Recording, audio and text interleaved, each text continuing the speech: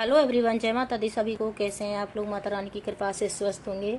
तो अब मैं आपको पार्थिव शिवलिंग किस प्रकार से बनाते हैं और कैसे बनाया जाता है इसके बारे में आपको बता रही हूँ।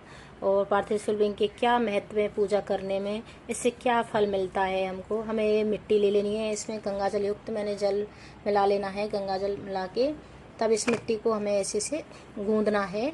फिर इसको अच्छे से गूँद लेने के बाद हमें शिवलिंग का शिवलिंग बनाएंगे।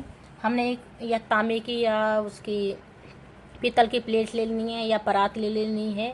अगर नहीं है तो स्टील की भी ले सकते हैं। तो मैंने स्वास्तिक बना लिया है चंदन से, और मैंने बेलपत्र रख दी है। बेलपत्र के ऊपर ही मैं भोलेनाथ को रखूँगी, जो पार्थिव शिवलिंग बनाऊँगी उसको रखूँगी मैं। तो इस प्रकार से हमने कर लिया है। तो अब मैं पार्थिव शिवलिंग बनाती हूँ। हमने इस पे बेलपत्र रख ली है, क्योंकि अब इस पे हम जो शिवलिंग बनाएंगे उसको हम विराजमान इसी पे करेंगे, शिव बेलपत्र पे। तो अब हम शिवलिंग बनाते हैं। ऐसे हमें को मिट्टी गूंद लेनी है। मिट्टी छान के रखने से कंकड़ी ना हो, ऐसे भी बना सकते हैं। ऐसे मैंने मिट्टी को, बहुत ज़्यादा फल मिलता है पार्थिव शिवलिंग का पूजन करने से। अगर आप पूरे महीने, सावन के पूरे महीने भी पार्थिव शिवलिंग बना के पूजन कर सकते हैं, और महीने में 2-3 बार भी कर सकते हैं। इससे हमारे जितने भी, और अपने किसी से कोई, इस तरह से हम पार्थिव शिवलिंग बनाएंगे। पार्थिव शिवलिंग बना के हमें बेलपत्र पर रख देना है। ये हमें पिंडी बना रहे हैं, अभी ये पिंडी है भोलेनाथ की। इस प्रकार से हमने पिंडी को यहाँ पे रख दिया बेलपत्र पे।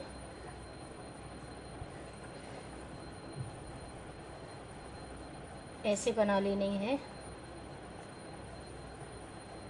ये जलाधारी हो गई।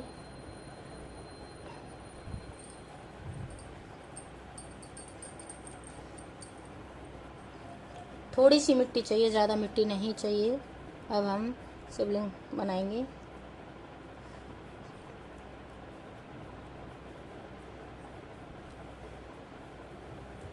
हमने शिवलिंग भी बना लिया है। अब इस प्रकार से हमें बीच में इनको विराजमान कर देंगे।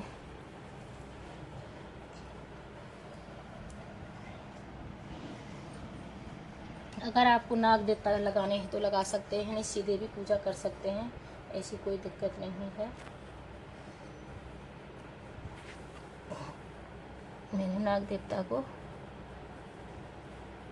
लगा दिया है। इस प्रकार से ये हमारे शिवलिंग तैयार हो गए हैं।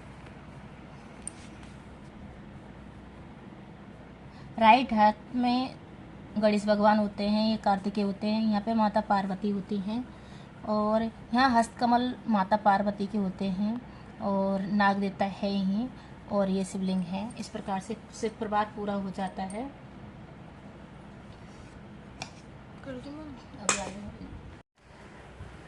हमें गणेश भगवान को भी नहला देना है। यहाँ पे राइट हाथ में गणेश भगवान होते हैं, लेफ्ट में कार्तिकेय होते हैं, और ये अशोक सुंदरी माता का स्थान होता है ये वाला। और ये नाग देवता आई गए हैं हमारे, और ये शिवलिंग है। हस्तकमल माता पार्वती का यहाँ पे होता है। तो इस प्रकार से हम पार्थिव शिवलिंग की हम पूजा करते हैं। और ये हमारा पार्थिव शिवलिंग खंडित ना हो। बहुत लोग सीधा जल चढ़ा देते हैं, तो सीधा जल नहीं चढ़ाना चाहिए। हमें एक बेलपत्र हमें रख लेना है। इस प्रकार से हमें बेलपत्र रख देना है, जिससे हमारा शिवलिंग खंडित ना हो।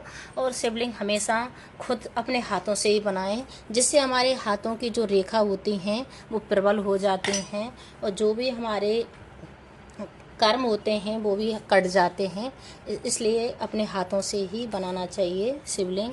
और अब मैं पंचामृत से भोलेनाथ को नहलाऊंगी। अगर पंचामृत नहीं है तो कच्चे दूध से नहला दें। पंचामृत में घी और दही और मीठा डाल के बनाते हैं, और शहद भी डालते हैं, या डायरेक्ट भी पूजा कर सकते हैं, जैसे आपको करना है। तो मेरे वीडियो बनाने वाला कोई नहीं है, तो मैं एक हाथ से बना रही हूँ। दीपक जला लिया है। दीपक जलाने के बाद हम अब जल चढ़ाएंगे। तो जल बाद में चढ़ाएं, और जल हमेशा एक ही धार में चढ़ाया जाता है, नहीं तो वो खंडित माना जाता है। हम बार बार उसको तोड़ के हम अगर जल चढ़ाते हैं तो खंडित माना जाता है। तो मैंने जो पंचामृत जो बनाया है, मैं उसको पहले उससे नहलाऊंगी भोलेनाथ को। सबसे पहले हम गणेश महाराज जी को नहलाएंगे और उनका आह्वान करेंगे। ओम गण गणपते नमो नमः। हे गणेश भगवान, आज आप पधारिए, मेरी पूजा को सफल बनाइए। और गण गणपति नमो नमः। ओम कार्तिकेय नमो नमः। माता पार्वती नमो नमः। अशोक सुंदरी नमो नमः। ओम नागेश्वर नमो नमः। ओम श्री शिवाय नमस्तुम, श्री शिवाय नमस्तुम, श्री शिवाय नमस्तुम, श्री शिवाय नमस्तुम, श्री शिवाय नमस्तुम, श्री शिवाय नमस्तुभ्यम। मंत्र का जाप करते हुए हम पार्थिव शिवलिंग को नहलाएंगे। अब हम ओ श्री शिवाय नमस्तुभ्यम, श्री शिवाय नमस्तुभ्यम, श्री शिवाय नमस्तुभ्यम, श्री शिवाय नमस्तुभ्यम, श्री शिवाय नमस्तुभ्यम। इस प्रकार से हम जल चढ़ाते हुए हमेशा इस बात का याद रखें कि बेलपत्र रख लें। जब हम जल की धार लगाते हैं भोलेनाथ को, तो हमारा जो पार्थिव शिवलिंग होता है वो खंडित हो जाता है, इसलिए वो टूटता नहीं है अगर हम जल चढ़ाते हैं तब। ओम श्री शिवाय नमस्तुभ्यम, श्री शिवाय नमस्तुभ्यम, श्री शिवाय नमस्तुभ्यम, श्री शिवाय नमस्तुभ्यम, श्री शिवाय नमस्तुभ्यम, श्री शिवाय नमस्तुभ्यम, श्री शिवाय नमस्तुभ्यम, श्री शिवाय नमस्तुभ्यम। इस प्रकार से हम जल चढ़ाते हुए अब हम उनको कपड़े पहनाएंगे। हम जल के बाद हम उनको वस्त्र पहनाएंगे। जब हम भोलेनाथ को नहलाएंगे उसके बाद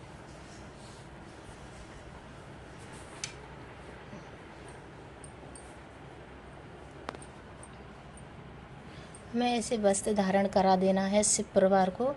वस्त्र धारण कराने के बाद हमें चावल चढ़ाने हैं और हमें काले तिल चढ़ाने हैं।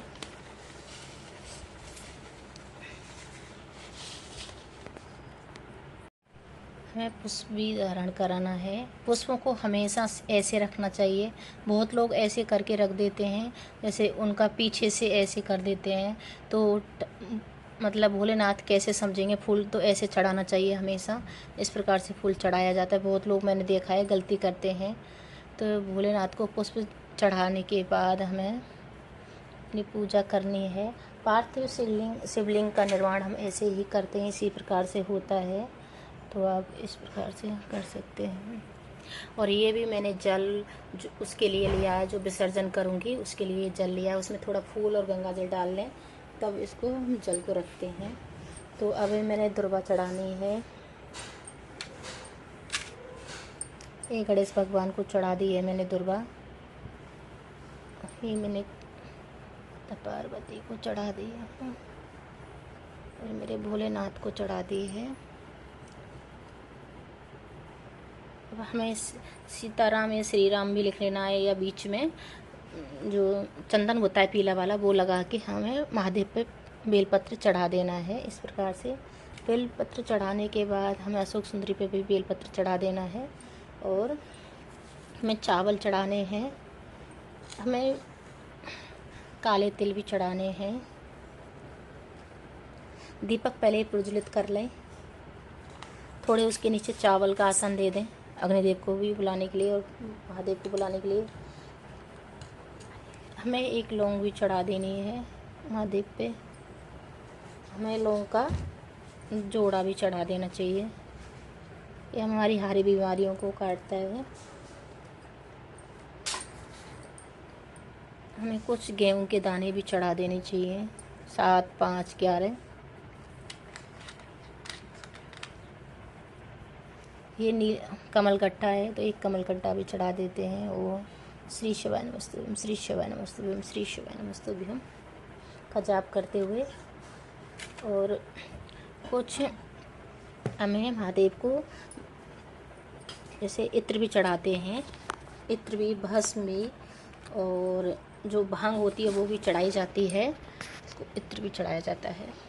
आप भांग ले लें और इत्र भी चढ़ा दें। और जो भांग होती है सूखी वाला पाउडर भी मिल जाता है। और फल रूपी हमें कुछ चढ़ा देना है, फल रूपी आम, केला, जो भी है आपके पास। हे महादेव, हमारा फल को अर्पण कर, फल अर्पणाय नमो नमः। ऐसे इसको यहाँ पे रख दें। कुछ हमें सफ़ेद मिठाई के रूप में या कोई प्रसाद के रूप में हमें महादेव को चढ़ा देना है।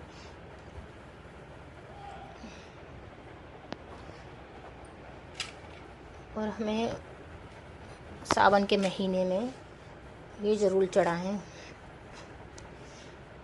समय के पत्र 5 या 7 ज़रूर चढ़ाएं और जो भी शहद में लगा के ये ज़रूर चढ़ाएं। तो मैंने 5 ले लिए हैं। मैंने शहद ले लिया है और इसको, ये लक्ष्मी प्राप्ति के लिए होता है, धन वृद्धि के लिए। और महादेव से अपनी कामना बोलते हुए पार्थिव शिवलिंग का निर्माण, हे महादेव मेरी मनोकामना को पूर्ण करना। इस प्रकार से महादेव का पूजन होता है। और छोटी मोटी गलती कोई भी हो गई हो तो आप जितनी सामग्री आपके पास है वो ले सकते हैं। मेरे पास जितनी है मैंने पूजा कर ली है। दक्षिणा ज़रूर रखें। दक्षिणा अगर हमारी कोई भी कमी हो रही है हमसे पूजा में, तो छोटी मोटी जो दक्षिणा होती है उससे पूरी हो जाती है। भूल चूक को माफ़ करना है मेरे महादेव। तो इस प्रकार से हम महादेव से अपनी कामना करते हुए कि महादेव जो भी हमसे गलती हो गई हो उसको ज़रूर माफ़ करना। धूप दीप दिखाना है हमें महादेव को इस प्रकार से। और आरती भी कर सकते हैं और मंत्रों का जाप भी कर सकते हैं। श्री शिवाय नमस्तुभ्यं, श्री शिवाय नमस्तुभ्यं, श्री शिवाय नमस्तुभ्यं, श्री शिवाय नमस्तुभ्यं, श्री शिवाय नमस्तुभ्यं, श्री शिवाय नमस्तुभ्यं, श्री शिवाय नमस्तुभ्यं, श्री शिवाय नमस्तुभ्यं। इस प्रकार से हम पूजन हो गया है हमारा। और जो भी गलती है उसको माफ़ी मांगते हुए महादेव से हमें कामना करनी है। इस प्रकार से हमें पार्थिव शिवलिंग का पूजन करना होता है। अब हमें विसर्जन कैसे करना है, तो पूजा थोड़ी देर के बाद हमें विसर्जन करना है। पहले हमें पूजा कर ली, अर्चना कर लिया है, सब कुछ कर लिया है। अब हमें पार्थिव शिवलिंग का विसर्जन करना है।